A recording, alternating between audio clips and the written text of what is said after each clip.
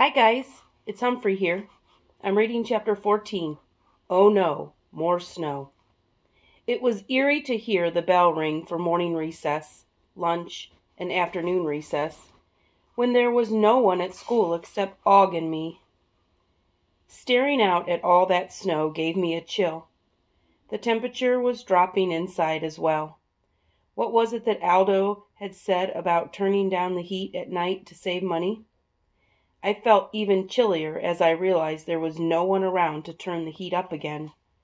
Luckily, I had my fur coat, my sleeping house, and a nice pile of wood shavings I could crawl into to keep warm.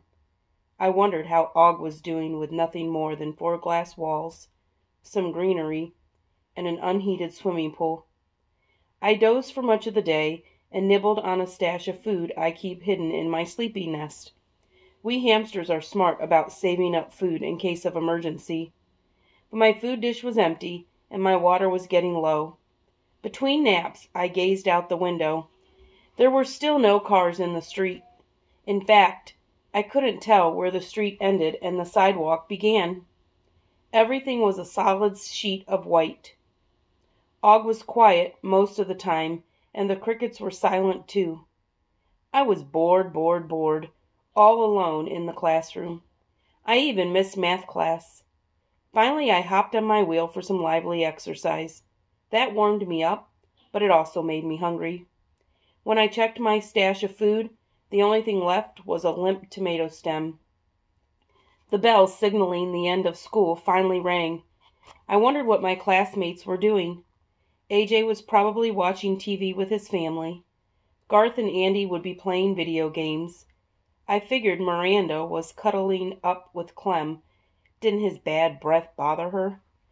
Saya was no doubt helping her mom care for her younger brother. And Mrs. Brisbane was probably bustling around her warm, toasty kitchen while Mr. Brisbane built a birdhouse. They were all warm, all cozy, and all well fed. They were definitely not worrying about me or Og. I wasn't helping myself by thinking of these things. I decided to work on my poem. What rhymes with gloom? Doom. I slipped my notebook and pencil out of their hiding place behind my mirror and burrowed down in my pile of wood shavings to keep warm. I promptly fell asleep. It was nighttime when I woke up. Hey, Og, do you think Aldo will come tonight? I asked my neighbor. Og didn't answer. Aldo didn't come. The snow kept falling. Around midnight, I heard a funny whirling sound and looked out the window. A huge machine, way bigger than a car, crept down the street like a giant yellow snail with an orange light spinning around on top. It rolled along slowly, then disappeared. 3 hours later, it returned from the opposite direction and disappeared again. Did you see that, Og? I squeaked loudly. He was definitely ignoring me, and I didn't blame him. I'd said terrible things to him, things he probably understood. Guilt made me feel even colder. Og, I didn't mean it when I said I didn't care if you were my friend, I called out from my cage. I'll forgive you for splashing me if you'll forgive me for saying those things. Okay? Boing. I think he meant okay.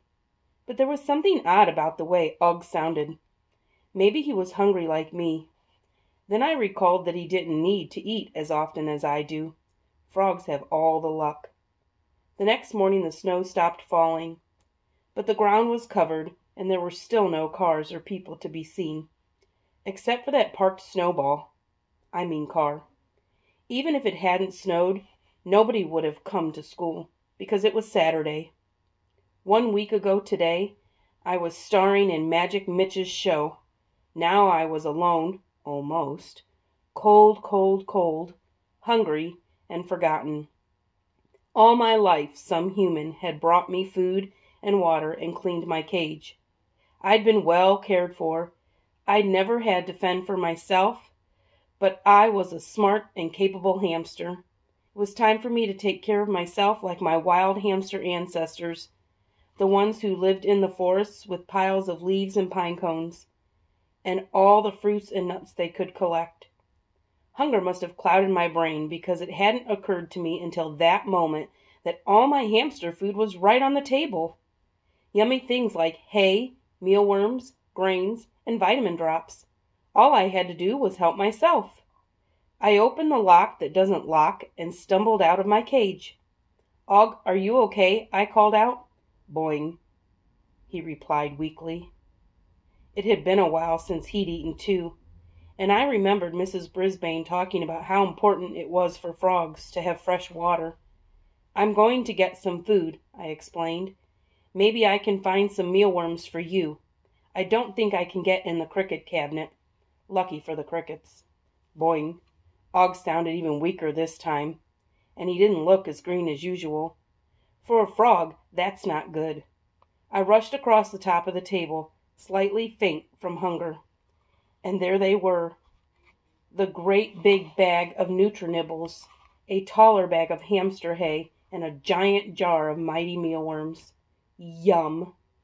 Of course, getting from the table to the top of those containers was a big problem for a small hamster. If I climbed up the bag of Nutrinibbles, for example, I would be in serious danger of falling into the bag and getting trapped there. Even though I love Nutrinibbles, I didn't want to spend the last minutes on Earth being crushed by them. No, the only sensible approach was brute force. I decided to take a run at the bag and knock it over. The treats would tumble out, and I could eat to my heart's content. I took a deep breath and ran at the bag, yelling, "Charge!" It didn't quite work according to my plan. I hit the bag with all my might, and the bag tipped a little. Unfortunately, then it tipped back the other way and crashed down on top of me. I wasn't crushed, but I was trapped underneath the bags of treats. There was a little airspace around me, and I could see a glimmer of light. I could breathe, too. I just couldn't get out. What I could do was yell. "Help! I'm trapped!" I squeaked, although the bag muffled the sound. I'm not sure why I was yelling. "Help me, please!" Probably sounded like squeak, squeak, squeak. I squeaked anyway, and waited. What was that I heard? Boing, boing, boing, boing, boing, boing, boing, boing, boing, followed by a large crash. I couldn't imagine how Og thought all that noise would help me. Then I heard a new sound. Bop, bop, bop. Soon, Og was grinning at me through the slit of the light. That crazy old lump of a frog had managed to hop all the way out of his house, and he'd come to save me. He started leaping at the bag, each time hitting it harder and harder. The bag shifted, and the space around me started to open up as I crawled toward him. Og kept bashing the bag, screaming, "Screek! Screek!" This was a whole new Og and a whole new sound. The space got bigger and bigger, and I crawled along until I could reach out and grab Og. Although I was weak from hunger and all that effort, I managed to grab onto Og's back just as the bag shifted again, flattening out. I was glad I wasn't underneath it anymore. "Screek!" Og repeated. I pulled myself up on Og's back, and he hopped away from the bag. What a thrill! I was rocking and rolling on his back like a cowboy riding a bucking bronco. "Yee-haw!" I yelled. "Go, Og! Go, frog!" "Screek!" he yelled.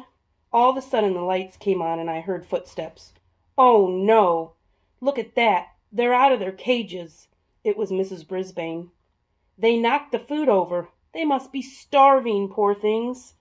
"Smart little critters," said Principal Morales, chuckling. "Muy inteligente." I hardly recognized those two, bundled up in heavy coats and woolly hats with huge scarves almost covering their faces. How on earth did they get out? Mrs. Brisbane wondered.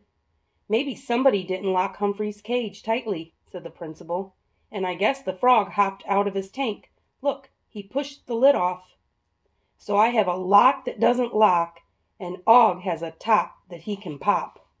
"Never fear, Aldo's here," another voice yelled out. A bundled-up Aldo hurried into the room. "Are they okay? The snowplow didn't clean our street until half an hour ago.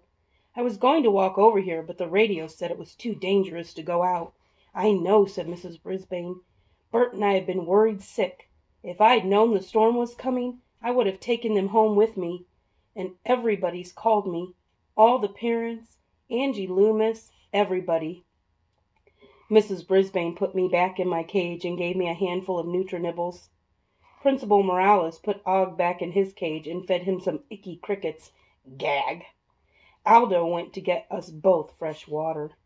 It's too cold in here for Og, Mr. Morales said. He pulled through all right, but I'm going to have to buy him a heater. More footsteps clomped across the floor. We came as soon as we got shoveled out, said Miranda, as she, Amy, and Abby arrived. The girls have been worried all day, said Amy. We haven't been forgotten after all. Heidi's mom, Garth's dad, and Saya and her dad showed up too.